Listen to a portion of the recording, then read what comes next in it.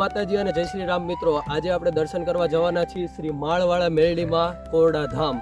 હા મિત્રો, મને પણ ગર્વ થાય છે કે હું આ કોરડાનો જ વતની છું. જો કે તો પણ અત્યારે આપણે જવાના છીએ માળવાળા મેરડીમાંના દર્શન કરવા માટે, અને કોરડા ગામથી કદાચ 1.5 થી 2 કિલોમીટર અંદર વાડીની અંદર આવેલું છે.